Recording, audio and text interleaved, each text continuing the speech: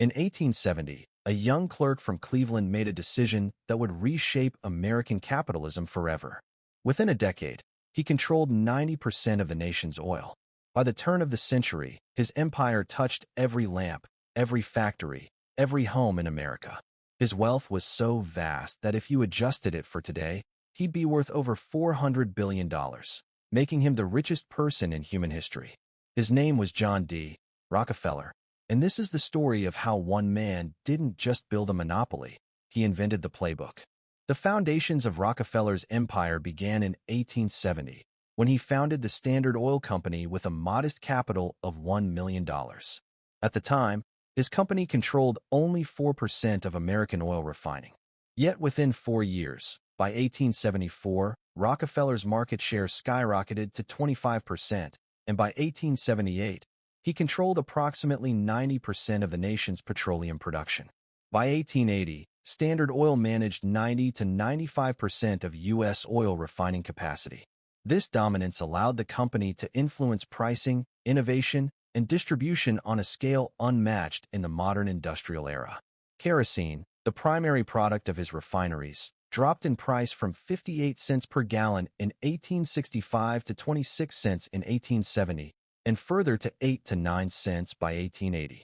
These price reductions were not just market competition, they were tools of consolidation designed to drive rivals out of business. By 1885, kerosene cost only 8 cents per gallon, a testament to Rockefeller's control over production efficiency and cost reduction. By 1913, at the peak of his influence, John D. Rockefeller had accumulated a personal fortune that remains staggering even by modern standards. His wealth, estimated at $900 million in nominal terms, would translate to approximately $23.5 to $29.7 billion in 2024 dollars when adjusted for CPI inflation. Yet, the most accurate measure of his wealth comes from comparing it to the U.S. GDP at the time. By this metric, Rockefeller's fortune represented an astonishing $400 to $631 billion in 2024 dollars, equivalent to 1.5 to 2.5% of the entire U.S. economy. Such figures are not merely hypothetical. According to Guinness World Records, Rockefeller is recognized as the richest individual in modern history, and most historians agree that his wealth, when measured relative to the economy, surpasses any individual fortune in modern times. This remarkable financial dominance was not the result of luck or chance, but of a deliberate, systematic approach to building an empire that combined efficiency, innovation, and ruthless strategic thinking. The foundation of Rockefeller's empire rested on 5 critical pillars, each of which contributed to the creation and consolidation of his unprecedented wealth: vertical integration, horizontal consolidation, the trust structure, regulatory capture, and philanthropic influence. Vertical integration was perhaps the most tangible demonstration of Rockefeller's business genius. By controlling every stage of oil production, from raw material acquisition to the final product, he eliminated inefficiencies and secured dominance over the supply chain. Standard Oil owned virtually every component of the oil business: barrel factories, white oak timber tracks for barrel production, kilns to dry the wood, wagons and horses for transportation, oil refineries, tank cars for shipping, warehouses for storage, and an organized distribution network segmented into 11 sales districts. By 1882, the company controlled 4,000 miles of pipelines and employed 100,000 workers, giving Rockefeller unprecedented logistical and operational control over the U.S. oil market. Beyond infrastructure, Rockefeller also revolutionized the use of oil byproducts. Recognizing that nearly every component of crude oil could be monetized, he developed over 300 different products from a single barrel. Gasoline, which competitors often considered waste and dumped into rivers, became a lucrative product line under Standard Oil. Additionally, Rockefeller expanded into lubricating oils, paraffin wax, and petroleum jelly by acquiring Chesapeake Manufacturing, the maker of Vaseline. This ability to extract value from every part of the production process not only maximized revenue, but also demonstrated a level of foresight and efficiency unmatched by his contemporaries. This strategy of vertical integration and product diversification allowed Rockefeller to dominate the oil industry while simultaneously reducing costs for consumers, reinforcing his market position. By controlling both production and distribution and monetizing byproducts that others ignored, Rockefeller built an empire that was nearly impossible to challenge. His approach created a self-reinforcing cycle. Efficiency reduced prices, higher market share increased revenues, and the resulting capital was reinvested into expanding and consolidating the business further. The result was not merely wealth, it was a system, one that served as a model for corporate dominance for more than a century. In summary, John D. Rockefeller's fortune by 1913 was not just the product of oil alone. It was the culmination of strategic infrastructure control, innovative use of resources, and the systematic application of business principles that allowed him to dominate an entire industry. Through vertical integration, he controlled every aspect of production and distribution, creating efficiency, maximizing profits, and ensuring that Standard Oil remained the preeminent force in the global petroleum market. This approach exemplifies why Rockefeller's empire remains one of the most studied and influential examples of business acumen in history. Horizontal consolidation was arguably the most notorious element of John D. Rockefeller's business strategy. The most famous example of this approach was the Cleveland Massacre of 1872, a calculated 6-week campaign during which Rockefeller acquired 22 of 26 Cleveland refineries. Using a combination of financial incentives, strategic offers, and subtle threats, Rockefeller persuaded competing refinery owners to either accept Standard Oil stock or risk being entirely driven out of business. The effect of this rapid consolidation was immediate and transformative.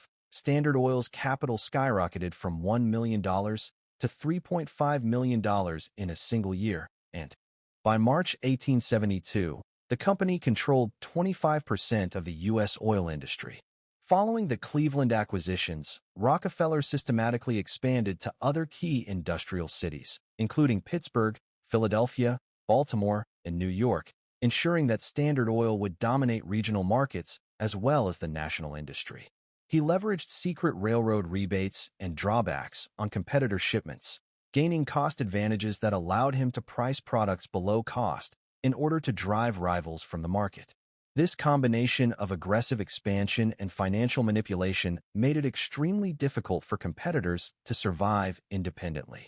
In addition to these methods, Rockefeller created phony companies that appeared to compete with Standard Oil, preserving the illusion of competition while consolidating actual control behind the scenes. This sophisticated strategy allowed him to dominate the market while minimizing public and regulatory scrutiny.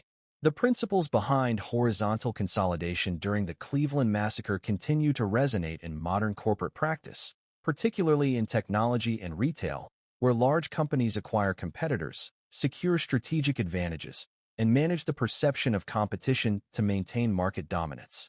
Rockefeller's approach to horizontal consolidation set the blueprint for strategic mergers and acquisitions that remain relevant over 150 years later. In 1882, John D. Rockefeller introduced the Standard Oil Trust, a groundbreaking corporate structure that would become a model for holding companies worldwide. This innovation allowed 41 investors to pool securities from 40 companies, consolidating control under a board of 9 trustees, with Rockefeller himself controlling over 1/3 of the entire operation. The original trust was valued at $70 million, a colossal sum for the 19th century, and it enabled Standard Oil to centralize decision-making while avoiding the limitations of state-specific legal restrictions. By combining multiple companies under a single organizational framework, Rockefeller created a level of efficiency, coordination, and market dominance that was unprecedented in the industrial era. Even after the Ohio Supreme Court dissolved the trust in 1892, Rockefeller responded by establishing the Standard Oil Company of New Jersey as a holding company in 1899, ensuring that his empire could continue to operate cohesively. This model of corporate structure has persisted into the modern era and is mirrored in today's major corporations such as Alphabet, Meta, and Berkshire Hathaway, demonstrating the enduring influence of Rockefeller's innovations in business organization. Rockefeller's influence extended far beyond mere business operations and into the political arena. Through secret arrangements with the South Improvement Company between 1871 and 1872, Standard Oil received preferential rebates of $1.06 per barrel shipped, while competitors were charged the full $2.56 rate, giving Rockefeller an enormous logistical and financial advantage. Additionally, the company collected drawbacks, payments derived from competitors' shipping costs, further consolidating its financial supremacy. Rockefeller actively engaged in political maneuvering, contributing to election campaigns, bribing senators, and placing allies within regulatory commissions that oversaw his business activities. These strategic actions allowed Standard Oil to evade punitive measures and enforce quality and operational standards that competitors could not meet. By effectively manipulating the regulatory environment, Rockefeller created a system in which legal oversight favored his company, a strategy that continues to be reflected in modern industries, including pharmaceuticals, technology, and finance, where large corporations leverage regulation, lobbying, and influence to maintain market dominance. In 1913, John D. Rockefeller established the Rockefeller Foundation, a landmark institution designed to formalize his philanthropic efforts while providing significant financial and tax advantages. The foundation was initially endowed with $182 million, including a transfer of 72,569 shares of Standard Oil, New Jersey stock valued at $50 million. This endowment not only provided a mechanism for Rockefeller to influence global initiatives in public health, medical research, and education, but also insulated a portion of his wealth from inheritance and income taxes, establishing a model that would be emulated by future generations of wealthy industrialists and philanthropists. The foundation quickly became a powerhouse in advancing medical and scientific knowledge, funding pioneering institutions such as the Johns Hopkins School of Public Health, the Harvard School of Public Health, the University of Toronto School of Hygiene, and the Peking Union Medical College in China. Rockefeller's philanthropic strategy extended far beyond donations. It systematically targeted areas where the foundation could create lasting structural improvements in society, including public health campaigns, education programs, and research infrastructure. Rockefeller's philanthropy fundamentally transformed his public image. Once widely regarded as the most hated man in America for his monopolistic practices, he became a figure associated with benevolence and social responsibility. Over his lifetime, Rockefeller gave away more than $500 million, a sum unprecedented in scale for his era, solidifying the perception of a business magnate who used his wealth for the public good. By 2025, the Rockefeller Foundation maintained an endowment of approximately $5 to $6 billion and had committed to divesting from fossil fuels, reflecting the foundation's ongoing adaptation to contemporary social and environmental concerns. The legal context of Rockefeller's empire also provides a striking example of how his system endured scrutiny and even grew stronger. On May 15, 1911, the Supreme Court, in Standard Oil Company of New Jersey versus United States, ruled that Standard Oil had violated the Sherman Antitrust Act, ordering the breakup of the trust into 34 separate entities. The company's market share decreased from 90% to roughly 64 to 70%, but paradoxically, Rockefeller's personal wealth increased. Retaining 25% of shares in each successor company, he benefited as the individual companies flourished independently, and by 1913, his fortune had reached $900 million. Over time, many of these companies reconsolidated into modern global giants, including ExxonMobil, Chevron, BP, and ConocoPhillips. The breakup of Standard Oil not only failed to diminish Rockefeller's influence, but also demonstrated the resilience, scalability, and enduring efficiency of his business model. The influence of John D. Rockefeller's business system extends far beyond the oil industry and remains deeply embedded in modern American life. Today, the average American household spends an estimated $13,200 per year on companies operating within the Rockefeller system, illustrating its pervasive and inescapable presence. Energy costs alone, through ExxonMobil, Chevron, and BP, average approximately $4,000 per year per household, reflecting the ongoing dominance of corporations that trace their lineage directly back to Standard Oil. Spending on Amazon-related products and services contributes roughly $3,000 annually, encompassing everything from retail purchases to Prime subscriptions and cloud services that underpin countless other industries. Healthcare costs, significantly influenced by pharmaceutical companies leveraging regulatory capture and market consolidation, average around $5,000 per year, while digital services, including Google, Meta, and associated platforms, account for an additional $4,200 annually. Over a 50-year lifetime, an American could spend roughly $660,000 on corporations that operate according to the principles Rockefeller pioneered, demonstrating the enduring structural power of his system. Rockefeller himself famously declared, "Competition is a sin," reflecting his belief that market consolidation was not only inevitable, but also desirable. His business philosophy emphasized obsessive cost-cutting, vertical and horizontal integration, control over quality and operational standards, and the elimination of intermediaries to streamline efficiency. He viewed wealth as a divine blessing, often stating, "God gave me money," framing his pursuit of market dominance as both a moral and practical imperative. By controlling every aspect of production, distribution, and pricing, Rockefeller created a system that rewarded scale and coordination, ensuring that Standard Oil remained nearly untouchable in its industry while reshaping the competitive law. Landscape of the United States. Rockefeller's rise occurred during the Gilded Age, 1870 to 1900, a period characterized by rapid industrialization, minimal government regulation, and expansive railroad networks that facilitated national markets. The monopolistic practices of Standard Oil drew fierce criticism from journalists and reformers, most notably Ida Tarbell, whose landmark expose, The History of the Standard Oil Company, 1904, highlighted the moral and economic consequences of Rockefeller's business tactics, and Henry Demarest Lloyd, who documented the broader societal impacts of concentrated wealth and wealth against commonwealth, 1894.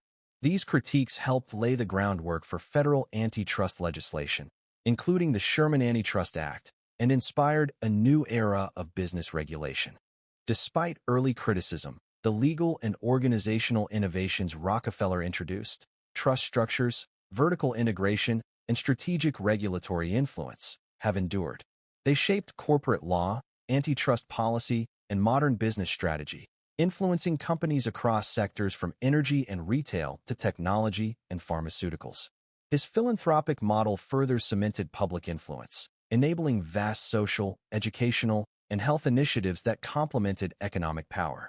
Today, the Rockefeller system is not merely a historical artifact. It is a living framework that continues to dictate market behavior, guide corporate strategy, and shape global commerce, proving that the principles Rockefeller pioneered over 150 years ago remain central to understanding modern economic power. The story of John D. Rockefeller is not just about a man or a company. It is about a system, a repeatable set of strategies that dominate markets, influence governments, and shape societies. From 1870 to 2025, the Rockefeller system demonstrates that power, wealth, and influence are sustained through structure, integration, regulation, and philanthropy. Whether through Google, Amazon, Meta, or global financial institutions, the core principles of Rockefeller's playbook continue to thrive. The system is inescapable, deeply embedded in law, economics, and everyday life, illustrating that the system isn't Standard Oil, it's the method,